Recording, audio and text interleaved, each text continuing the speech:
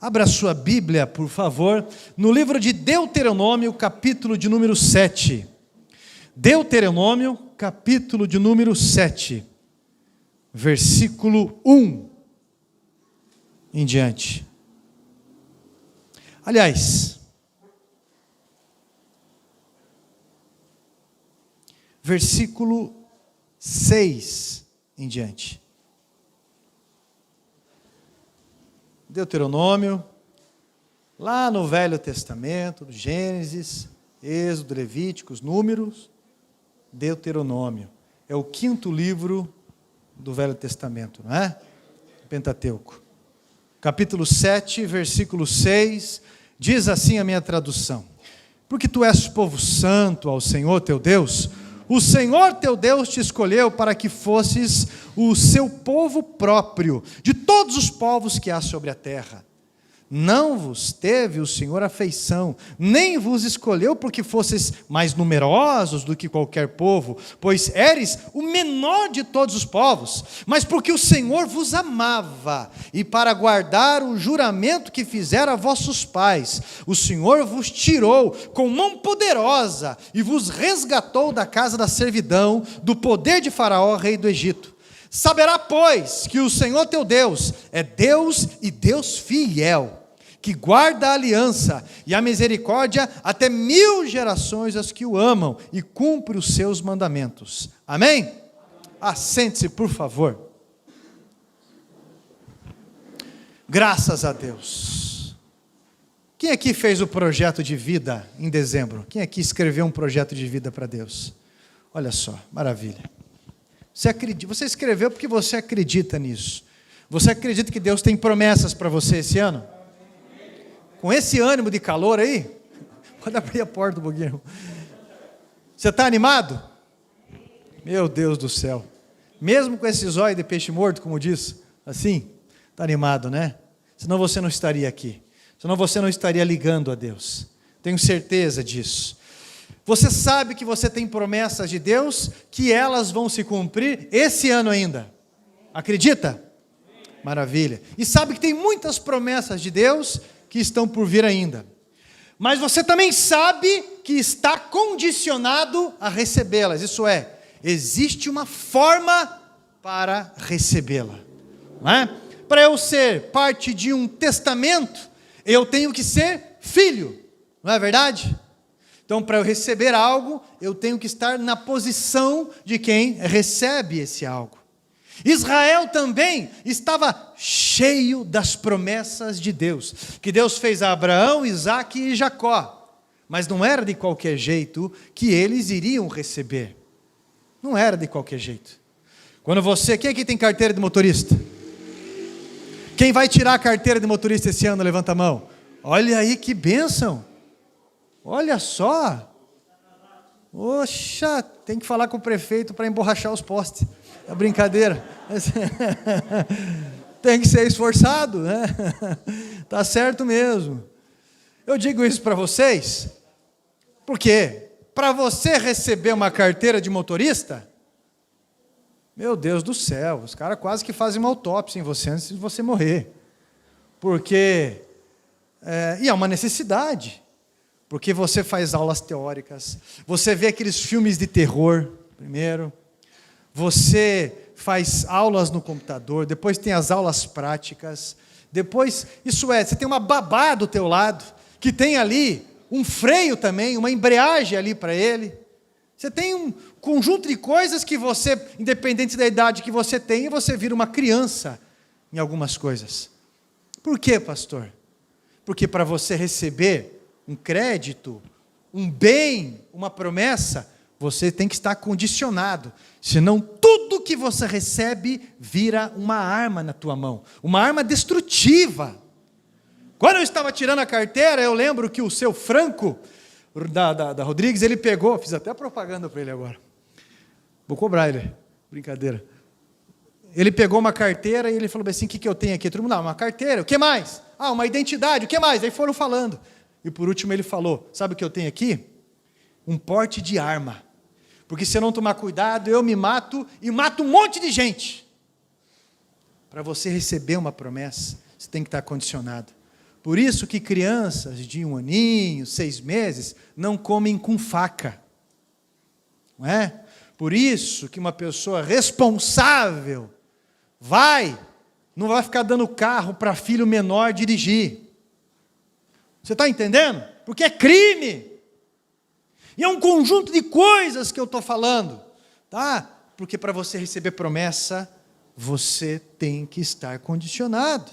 E o povo de Israel veio de uma cultura toda errada lá do Egito, uma ideia de escravos, uma ideia terrível, e não era isso que Deus queria para eles. Imagine, você vai tirar uma carteira de motorista, você vai fazer o teste psicológico, não é?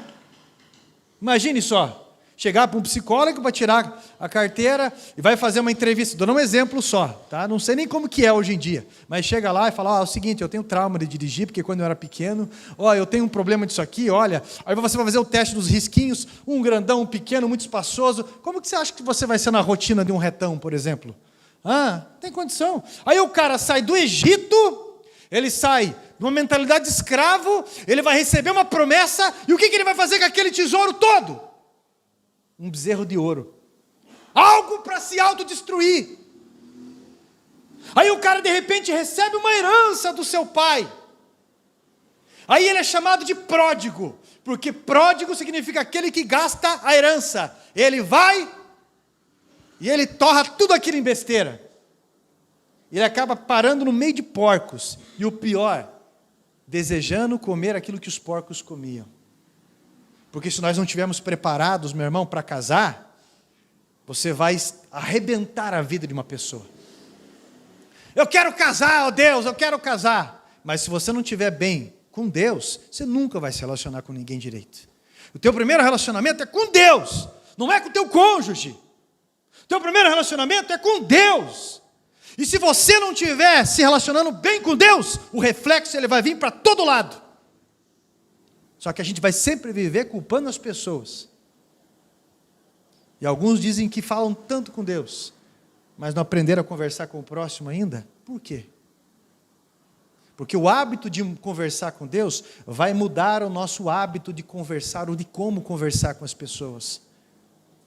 Meu irmão, que bem que você está esperando, que promessa que você está esperando de Deus, que talvez você não tenha se condicionado ainda. Olha só, esse povo, para eles herdarem a terra prometida, eles tinham que expulsar os povos que estavam lá.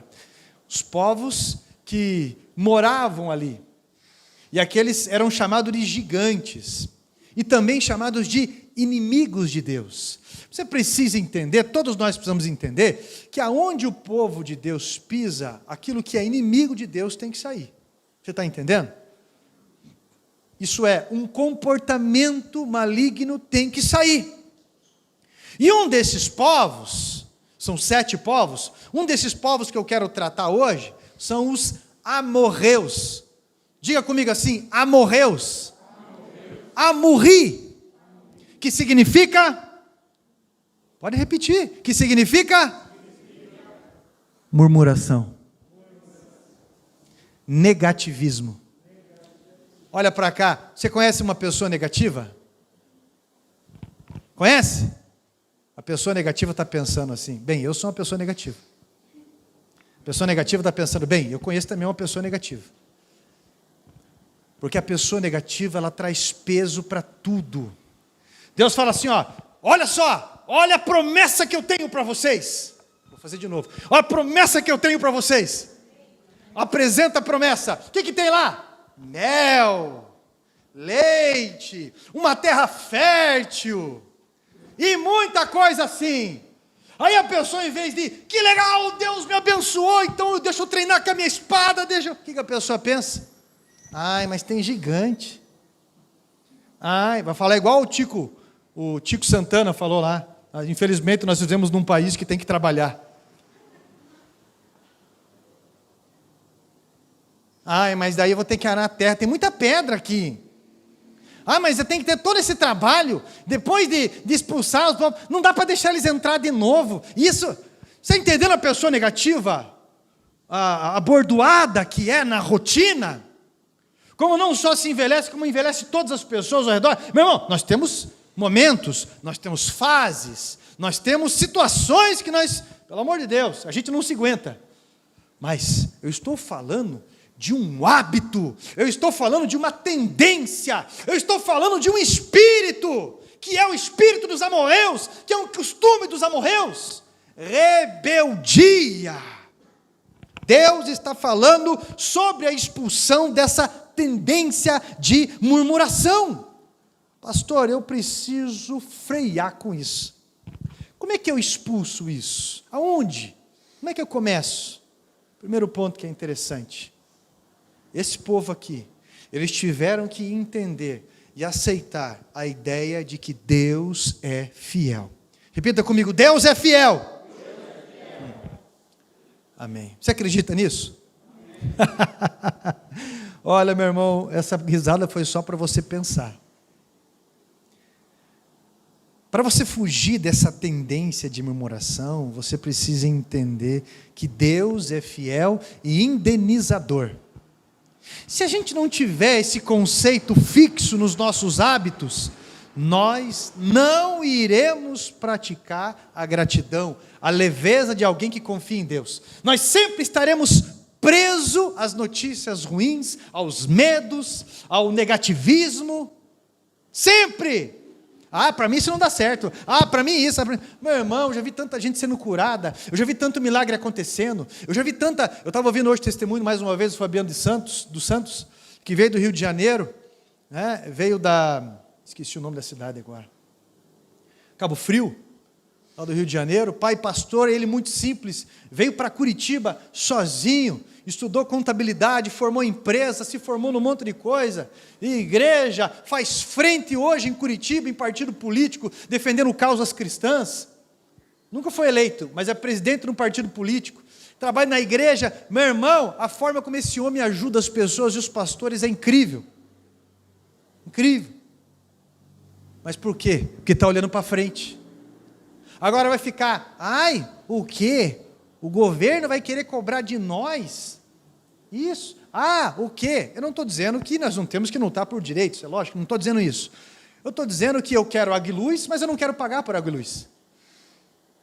Eu estou dizendo que eu quero uma casa boa, mas eu não quero ter a dignidade de uma casa boa. Eu estou dizendo que eu quero uma pessoa boa do meu lado, mas eu não quero a dignidade de uma pessoa, de ser uma pessoa boa para ter isso do meu lado. Meu irmão, Deus é fiel, e eu tenho que confiar nele para dar passos na minha vida. Eu tenho que confiar nele para eu estar ligado a ele. Eu tenho que confiar nele para eu ser dizimista, e a minha vida está muito bem resolvida nisso. Eu tenho que confiar nele para eu poder casar, porque antes do meu cônjuge tem Deus.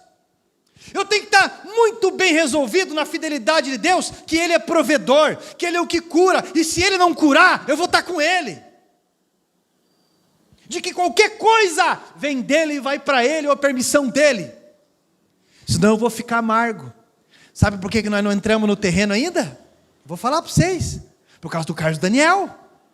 Porque o Carlos Daniel é isso, porque você acha que é... Você está entendendo que pessoas ficam especulando, procurando desenho em nuvem?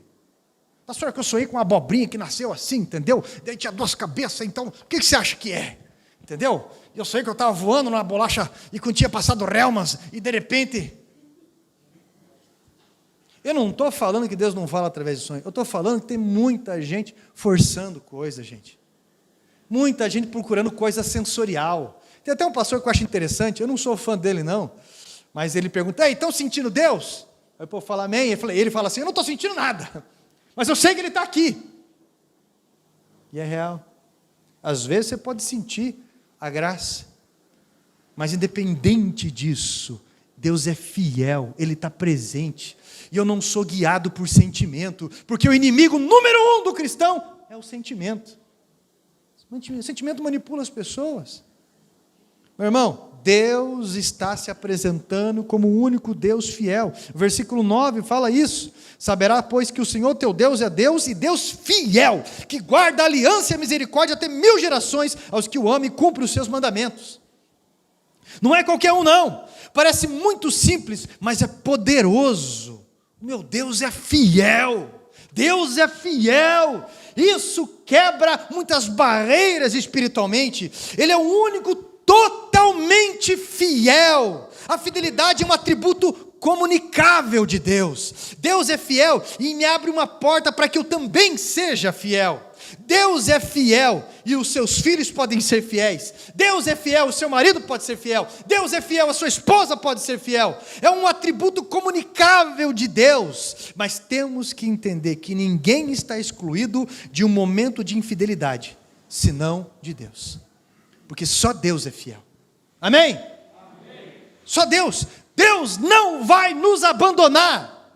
Alguém presta um serviço para alguém. Presta um serviço para alguém.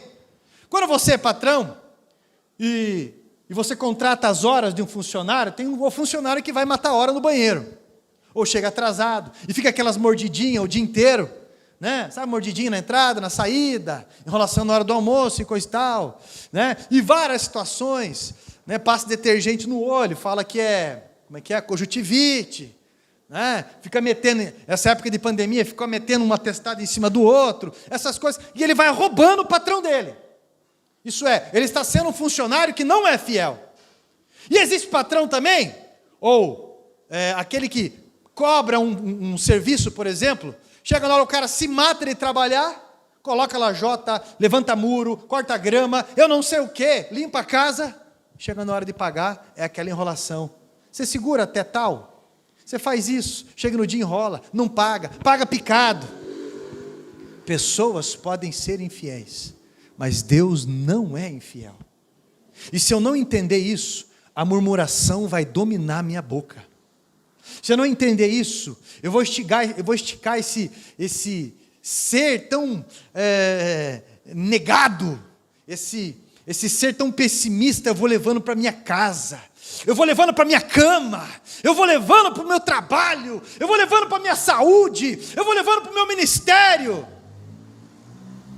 Uma vez eu ouvi falar que pastor é lixinho. O pastor falou, mas por que pastor é lixo? Ele falou assim, pastor não tem folga, pastor não tem férias, pastor não tem sono direito, pastor não tem café de manhã direito, nem almoço, nem nada. Eu falei, mas por quê? Porque se você pega um ônibus, alguém lembra, identifica você ali, chega e começa já a contar a vida, o podre da vida, começa a jogar lixo. Se você vai para um lugar, está numa festa de criança, com um chapeuzinho no canto, alguém chega, e aí, como é que está a igreja? Para iniciar o assunto. Como é que está a igreja? E já começa a conversar, e daqui a pouco chega, ora lá pelo tio, ora por isso, porque você não tem ideia, rapaz. Ih, rapaz, estou segurando uma bomba com a tua tia. Ih, rapaz, segurando uma bomba com o teu tio. Ih, rapaz, teu primo tá, ó. Ei, e começa uma situação, aonde vai, independente. Agora, meu irmão, se você não entender sobre a fidelidade, sobre a tua vocação em Deus, você vai viver murmurando, ai, não deixa em paz, ai, já me acharam, ai meu Deus do céu, já viu isso aí ou não? Já me acharam, meu Jesusinho, lá de Barbacena, lembra? Meu irmão, o que você pensa? O que você entende sobre a fidelidade de Deus? Deus abre uma brecha para eu entender, e eu não ficar triste, e eu não ficar enrolado na vida, nas minhas decisões. Nosso Deus é fiel e nele não há nível de infidelidade. Jimmy Swaggart usou uma frase que eu achei interessante, quando ele disse que Deus nunca quebrou os seus convênios. A sua aliança é fiel. Nós é que quebramos convênios, mas Deus não quebra os convênios. Você precisa entender que mesmo que você foi demitido, Ele é o mesmo provedor. Mesmo que o maná parou de cair do céu, o provedor não muda. Você precisa entender que se alguém querido saiu de perto de você, a vida continua, porque eu estarei com vós até a consumação dos séculos. Amém? Deus é bom, acima de tudo, e nós não podemos esquecer disso. Você quer dar uma bênção na tua vida? Então entenda que para você não entrar nessa cultura dos amorreus, você precisa entender que Deus é fiel. Amém? Aí você caminha em paz. Ele é o indenizador. Não roubaram uma bicicleta minha esse tempo atrás? Pois é, eu tenho uma melhor agora. Obrigado pelo amém. Tenho a melhor agora lá em casa. Tem duas, aliás. Eu estou falando para você que Deus indeniza. Para que eu vou fazer mal? Para que vai fazer? Ainda tem que levar comida e as coisas para abençoar, que roubou. E Deus abençoe. É verdade. Você sabe que você se parece com Deus, não é quando você ora, não é quando você louva. Você se parece com Deus quando você perdoa. Porque Deus perdoa. E você só vai fazer isso, na hora todo mundo tem vontade de matar. Mas você só vai fazer isso, meu irmão e minha irmã, quando você entender que Deus é fiel, compensador, quando Deus indeniza, e eu tenho sido repetitivo nisso. Amorreus, como que atua o ânimo deles? Em Gênesis 10, versículo 6, aparecem eles listados como filhos de Canaã, descendentes de Herã, portanto camitas. Amori, o que fala amargo, o que murmura, o que se comporta rebelde. Olha só, se você pesquisar essa palavra amorreus, o que fala amargo, você conhece alguém que vive falando amargo? Parece que até a história de piada que conta é pesado. Gente pesada. Você conhece gente que toda hora, parece que uma piada é uma murmuração? Pense. A junção dessas palavras aponta para uma prática deles. Então, é murmuração. Eu lembro que eu dirigia o círculo de oração lá na igreja, ali próximo ao supermercado Gabão. Eu dirigi por um tempo o círculo de oração ali. Era todo dia oração. 1 hora e depois de um tempo era meia hora. Mas era todo dia oração. Todo dia. E tinha uma frase que a gente sempre usava muito, até cantava umas músicas que falava, cuidado com a murmuração. Até em canções, né? Em vez de murmurar, cante um hino de louvor a Deus. Então, meu irmão, o que é murmuração? Murmúrio, mimimi, rumor infundado. Não, eu já falei algumas coisas aqui, talvez você está aqui hoje para você escutar isso de uma forma repetida, porque a gente precisa. Tá? Mas o que é isso? O que é murmuração? Rumor infundado. Mais ou menos assim. Eu não aguento mais esse calor. Não aguento mais essa casa. Que lixo. Olha essas paredes. Meu Deus, que banheiro mais nojento. Toda hora. Não aguento mais esse casamento. Meu Deus, que porcaria de fogão. Olha esse celular. Daí começa a apertar assim o celular, ó. Só trava isso aqui, olha isso aqui. Conhece alguém assim? Que chega e fala assim, olha essa barriga. Olha essa barriga. Olha para isso aqui. Olha isso aqui. Olha para não sei o quê. Olha para isso. Nunca se aceita. Também nunca faz nada para mudar. Nunca faz nada para mudar. Meu irmão, cuidado com o pecado da murmuração.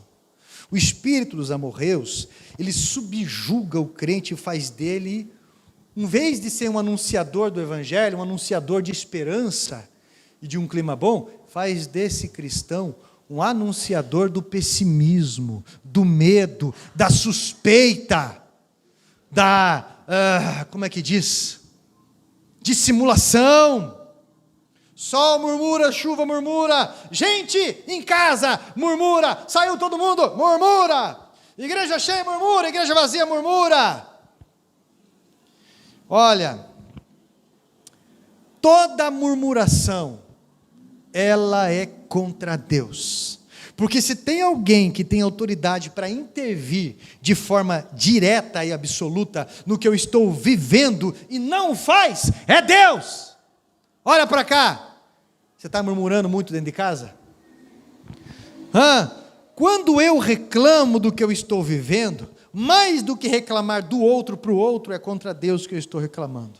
Então quando você diz, porcaria de salário, é contra Deus que você está reclamando. Porcaria de celular, contra Deus que você está reclamando. Mas esse bairro mesmo é uma droga. é contra Deus que você está reclamando. Quando você reclama da comida que todo dia você come, é contra Deus que você está reclamando.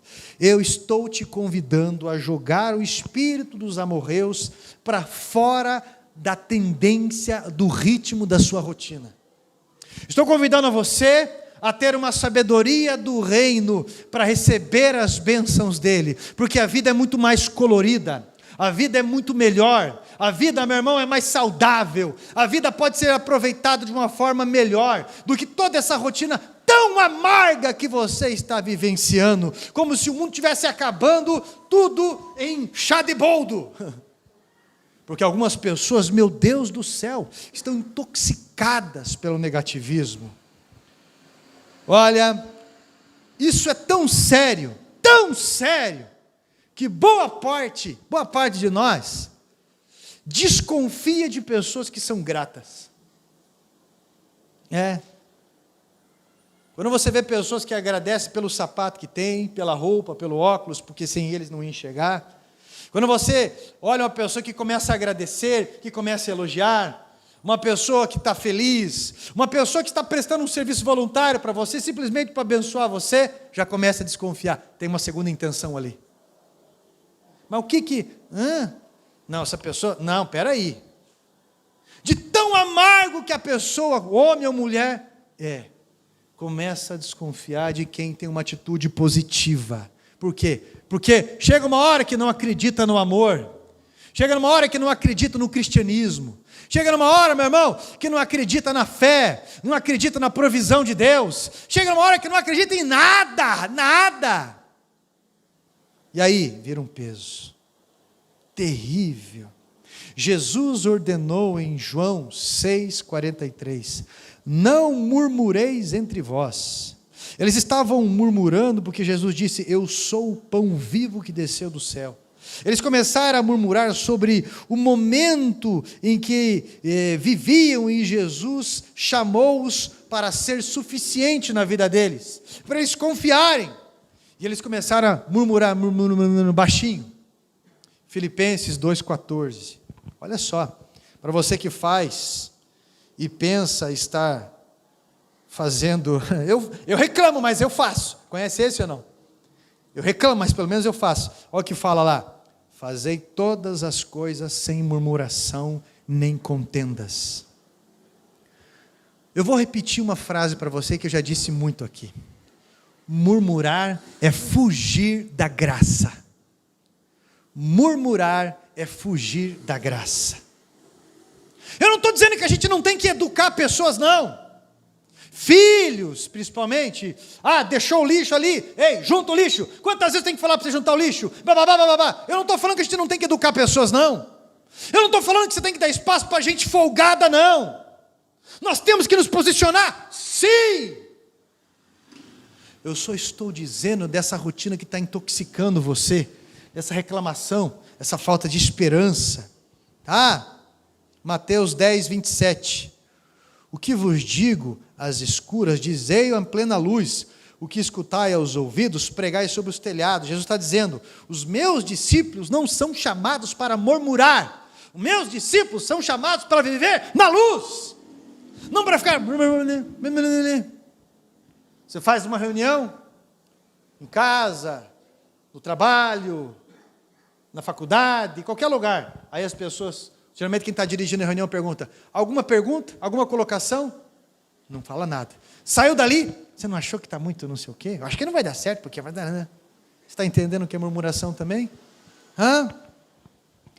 Meu irmão, recupere a sua identidade agora. Você não é povo de murmuração. Você não é povo de fofoca, não. Você não é aquele de palavrinha baixa, falando de contos, não. Deus te chamou para levantar a tua voz sobre o telhado e anunciar boas novas. Você sabe disso. Anunciar o pão que veio do céu, como Jesus estava falando aqui. Meu irmão, a murmuração, presta atenção, estava ligado à religião dos amorreus. O que é religião? É uma reunião da região. Isso é, pessoas que se reúnem para um propósito, para uma crença. Presta bem atenção no que eu vou falar. Poucas coisas representam tão bem a nossa espiritualidade como a nossa língua. Poucas coisas representam também a nossa espiritualidade como a nossa língua. A nossa língua, ela é cartão de visita da nossa espiritualidade. Como que está a nossa espiritualidade? Os amorreus serviam, entre aspas, um deus chamado Amurru, que significa Deus da tempestade, violento, destruidor de cidades, provocador de confusão. Poucas coisas suscitam tanta confusão quanto a língua. Não é verdade? Provérbios capítulo 13, versículo 3 diz assim: o que guarda a sua boca, guarda a sua alma, mas o que abre muito os seus lábios se destrói. Eu preciso falar eu preciso falar menos, eu preciso pensar melhor, eu preciso entender no que eu estou me comprometendo. É tanta dor que a gente não precisa viver, tanta angústia que não está reservado para nós. Mas o deserto que Israel passou, as derrotas nas brigas militares que tiveram, meu irmão, as derrotas foi justamente por esse comportamento de não confiar em Deus, de murmurar. Amém? Amém. Se a gente fechasse a boca, ia ajudar muito mais. Tem gente aqui talvez sofrendo porque não fechou a boca. Talvez tem gente aqui talvez que fez sofrer, que não fechou a boca.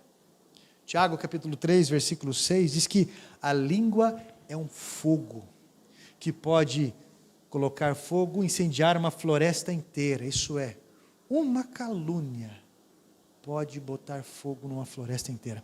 Eu estava escutando uma pastora, desculpe, não tem pastora lá, uma dirigente, uma missionária da Adventista do Sétimo Dia. Isso tem no YouTube, você pode procurar. E ela falou que uma vez a liderança da igreja onde ela estava foi chamada para fazer visita para um ex-pastor. E ela falou, mas o que está acontecendo? Nós cometemos um erro muito sério e nós precisamos ir lá. Surgiu um burburinho de que aquele pastor havia caído em adultério. Daquelas histórias cabeludas. E uma moça, no meio do culto, veio e assumiu a responsabilidade dizendo que era ela. Foi uma bagunça toda. Entraram num canto de um escritório, conversaram com ela e falaram, olha, ele tem um sinal assim em tal parte do corpo dele, em tal parte íntima. A esposa ficou indignada, ele falou, mas eu nem sei dela, e foi uma briga, mas não adiantou. Eles se separaram, o pastor saiu do ministério, e 20 e poucos anos se passaram. Até que a diretoria recebe uma ligação, e era essa mulher, que estava morrendo de câncer, chamou a diretoria e falou, eu tenho que confessar algo para vocês, de uma injustiça muito grande que eu fiz. Porque eu tinha uma cobiça muito forte por aquele homem. E quando ele ficou internado para fazer uma cirurgia, eu trabalhava naquele hospital. E mesmo enquanto ele estava em recuperação, e eu fui e eu vi o corpo dele. E já que ele não queria, já que eu vi que não tinha chance, eu resolvi fazer aquilo de uma forma inconsequente. Então eles decidiram ir todos na casa desse pastor, a diretoria, chegaram para ele e falaram, então a história foi essa. Ele já estava casado de novo, já tinha outra família. Perguntaram para ele, o senhor nos perdoa de tudo o que aconteceu, o que falamos e tudo mais? E o pastor respondeu, e esse pastor, não sei, respondeu, vocês me devolvem os últimos 20 e poucos anos da minha vida? Ele estava amargo, sim. Mas ele sabe que se ele não perdoar, ele não vai ser perdoado. Imagine como que não estava o coração dele. Porque as coisas sempre aparecem.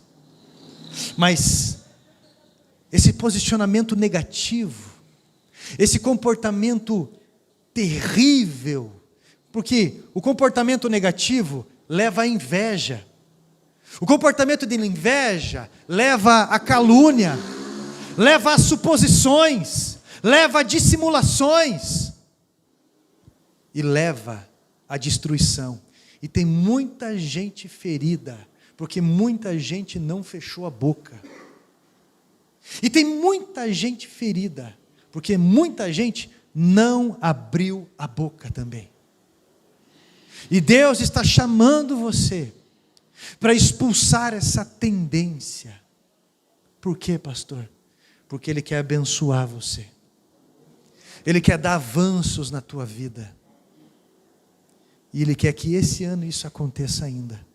No nome de Jesus Cristo. Hoje o Espírito Santo abre uma porta para você, que pode ser estreito à primeira instância, mas é uma porta que tem o teu número, e que eu e você temos que passar através da fé, porque o Espírito Santo vai nos lembrar, e com certeza os passos que nós vamos dar é em temor. Hoje o Espírito Santo nos convida a discipular o nosso coração, amém? E eu quero orar com você.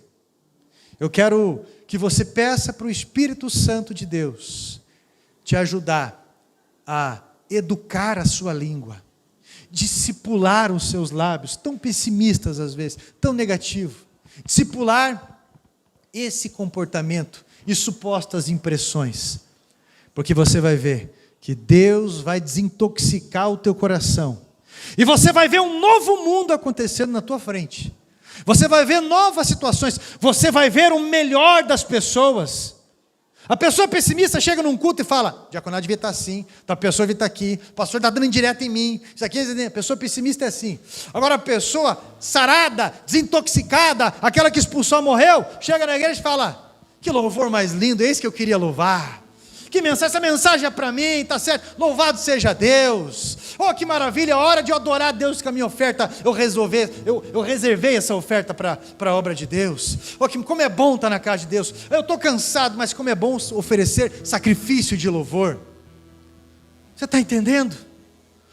A ótica tua, ela muda, mas é de dentro para fora. Que bom que eu tenho uma casa para voltar. Que bom, meu irmão, que eu tenho um emprego.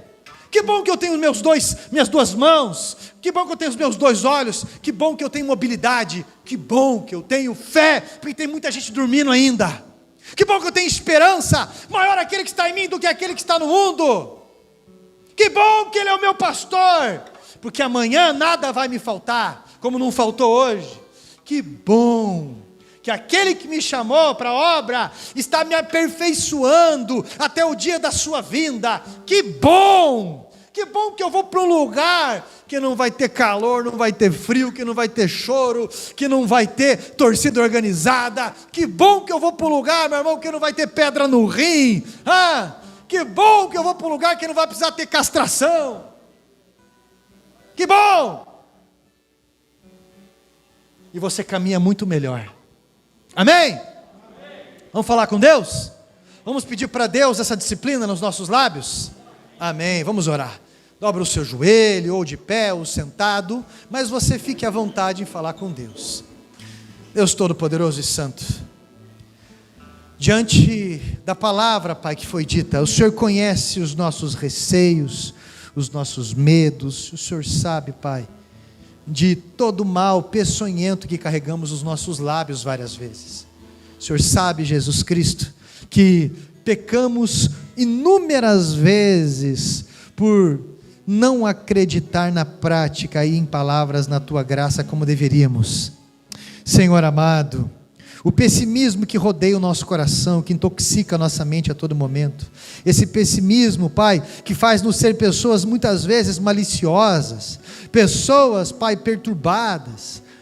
Jesus, livra-nos, Pai, livra-nos desse mal, livra-nos desse terror noturno, livra-nos, Jesus Cristo, dessa desgraça que é, Pai, esse pessimismo, esse negativismo. Há tantas pessoas, Pai, que estão entrando num mundo sem esperança, numa depressão horrível, meu Pai, numa opressão maligna, justamente porque não confiam na Tua fidelidade. Abre os nossos olhos da fé com relação à Tua fidelidade. Abre, Pai, os nossos olhos do entendimento para que venhamos enxergar aquilo que o Senhor tem nos abençoado. Obrigado, Pai. Obrigado pela vida, pela família. Obrigado pelo ministério. Obrigado, Jesus, pela saúde, por cada oportunidade. Obrigado pela comunhão. Obrigado, Jesus, pelos dons, pela vocação. Obrigado, meu Pai, pelo alimento. Obrigado, Deus santo e fiel, pelo teu perdão, pelo teu renovo. Que na prática, Pai, possamos ser melhores ouvintes, pessoas que direcionam outras pessoas para um ângulo de esperança. Eu quero pedir por cada pedido de oração, pelas orações, Pai, pelos pedidos dos nomes que o Anderson me passou, Pai, pelo projeto de vida de cada pessoa, por cada irmão e irmã e pessoa que está sendo intercedido, que está num leito de enfermidade agora, carente, pessoa que está precipitada. Espírito Santo, por cada casal que está discutindo, quero pedir ao Senhor, meu Pai, que derrame graça, sabedoria, que esses demônios caiam por terra em nome de Jesus Cristo, Santo Deus, porque o Senhor é mais, o teu poder é mais, em nome de Jesus Cristo, que esse espírito amorreu, essa tendência, esse comportamento, caia por terra em nome de Jesus, e pela disciplina na tua palavra, meu Pai, sejamos abençoados, alcancemos as promessas, alcancemos, Jesus, a herança e os frutos de confiar no Senhor.